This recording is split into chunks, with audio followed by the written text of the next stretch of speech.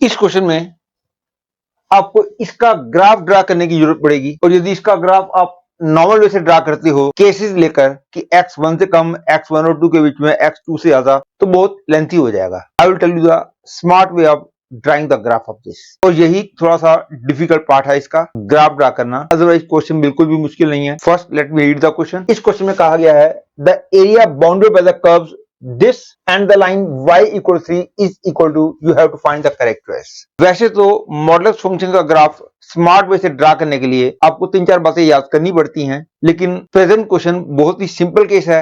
मैं केवल उतनी बात बताऊंगा जो इसमें यूज हो रही है। कंप्लीट डिटेल के लिए आपको मेरा ग्राफ का वीडियो लेक्चर देखना होगा, जिसमें मैंने हर एक तरह की ग्राफ इन कंप्लीट डिटेल बताए हैं। तो ग्राफ का लेक्चर आपको जरूर देखना चाहिए, क्योंकि ये आपके पूरे मैथमेटिक्स में बहुत जगह हेल्प करेगा। इवन फिजिक्स केमिस्ट्री में भी आपको हेल्प मिलेगी यदि आपके ग्राफ के कॉन्सेप्ट क्लियर हैं। ग्राफ के लेक्चर्स को मैंने 2 पार्ट में डिवाइड किया है। फर्स्ट पार्ट में मैंने ग्राफ ड्रा करना सिखाया है विदाउट यूजिंग कैलकुलस, लेकिन विदाउट यूजिंग कैलकुलस हर एक ग्राफ ड्रा नहीं किया जा सकता। तो जिन क्वेश्चंस के ग्राफ ड्रा करने के लिए कैलकुलस की हेल्प लेनी पड़ती है, वो ग्राफ के लेक्चर्स के सेकंड पार्ट में है। लेकिन प्रेजेंट क्वेश्चन का ग्राफ ड्रा करने के लिए कॉन्सेप्ट क्या है, ये मैं अभी बताऊंगा। इस क्वेश्चन में कहा गया है the area bounded by the curves y equal to mod of x-1 plus mod of x-2 and y equal to 3 is equal to dash. You have to find the correct choice. ये तो आपको पता ही होगा, y equal to mod of x minus a का graph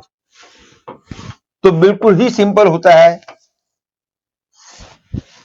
a पे इसकी vertex होती है और v शेप का ग्राफ होता है, ये तो आपने पढ़ा ही होगा। अब मैं सेकंड पॉसिबल केस का ग्राफ ड्रा कर रहा हूं, y equal to mod of x minus a plus mod of x minus b। तो जब दो मॉडल्स का सम आ जाए तो याद रख लो ग्राफ इस टाइप का होगा, और यदि a और b में से a छोटा है तो यहां का x कोऑर्डिनेट a होगा और यहां का x कोऑर्डिनेट b होगा, और यहां का y कोऑर्डिनेट और यहां का y कोऑर्डिनेट ऑब्वियसली सेम होगा। इसी तरह से यदि 3 मॉडल्स का सम आ जाए तो ग्राफ कैसे ड्रा करते हैं, see for example you have to draw the graph of y equal to mod of x plus 2 mod of x minus 1 mod of x minus 4। तो ध्यान रखो इस क्वेश्चन के ग्राफ में शार्प टर्न -2 पे, 1 पे और 4 पे आएंगे। That is the graph will be of this type.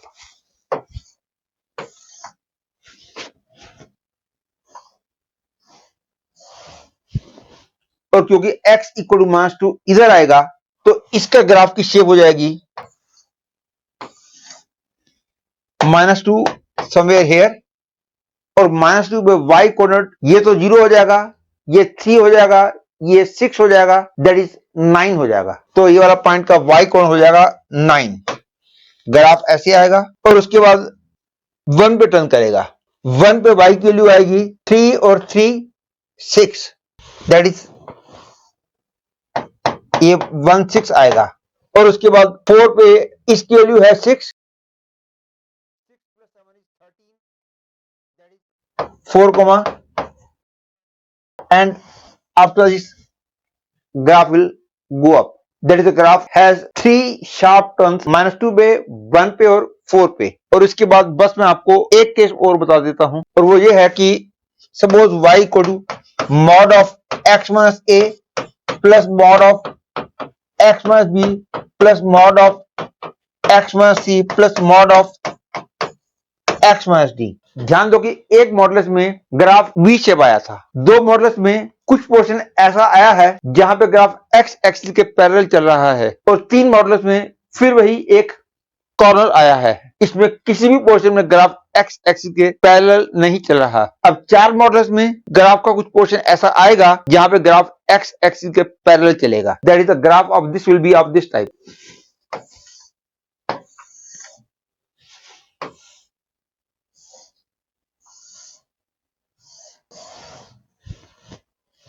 एक, 2, 3, 4। यदि एबीसीडी इंक्रीजिंग ऑर्डर में है तो यहां का एक्स कोऑर्डिनेट ए होगा, यहां का एक्स कोऑर्डिनेट बी, यहां का सी और यहां का डी होगा। In this way you can draw the graph of any number of sum of modulus functions. वैसे तो केसेस बहुत सारे बनते हैं कि यदि यहाँ पे प्रोडक्ट में 2 भी आ गया या बीच में माइनस भी आ गया, लेकिन इन सब केसेस को मैंने अपने ग्राफ के वीडियो लेक्चर में कवर किया है। इस टाइम मैं केवल गिवन क्वेश्चन के ग्राफ से रिलेटेड बातें मैंने बताई हैं। क्लियरली इसका ग्राफ होगा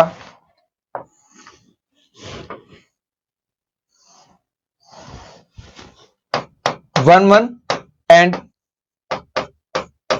2-1, और यदि पता लगाना हो कि ग्राफ y एक्सिस को कहां कट कर रहा है तो सिंपली x को 0 पुट करो, y की वैल्यू 3 आ गई तो यहां का y कोऑर्डिनेट 3 हो गया, और y इक्वल 3 वाली लाइन जो है उसका ग्राफ ये होगा। तो क्योंकि क्वेश्चन में कहा गया था find the area bounded by this curve and this curve, clearly this is the portion bounded by the given curve. Clearly ये वाला पॉइंट 1-1 है और ये वाला पॉइंट 2-1 है। तो आप जानते हो कि ट्रेपीजियम का एरिया, ये लेंथ a हो, ये लेंथ b हो, हाइट h हो, तो 1/2 into a plus b into h होता है। और अब इसका एरिया निकालने के लिए मेरे को यहां का x कोऑर्डिनेट भी चाहिए। यहां का x कोऑर्डिनेट मिलेगा तो ही मेरे को ये लेंथ मिल जाएगी। ये लेंथ तो क्लियरली 1 है, हाइट इज क्लियरली 2।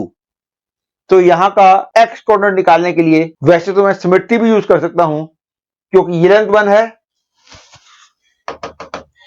तो ये लेंथ 1 होगी, मतलब कि यहां का x कोऑर्डिनेट 3 हो जाएगा। और ये आप चेक भी कर सकते हो, x की वैल्यू 3 रखोगे तो y की वैल्यू 3 आ जाएगी। और यदि आप यहाँ का x coordinate without using symmetry निकालना चाहते हो तो यहाँ का x कोऑर्डिनेट मान लो अल्फा है और y कोऑर्डिनेट तो ऑब्वियसली 3 है, तो अल्फा 3 विल सेटिस्फाई दिस।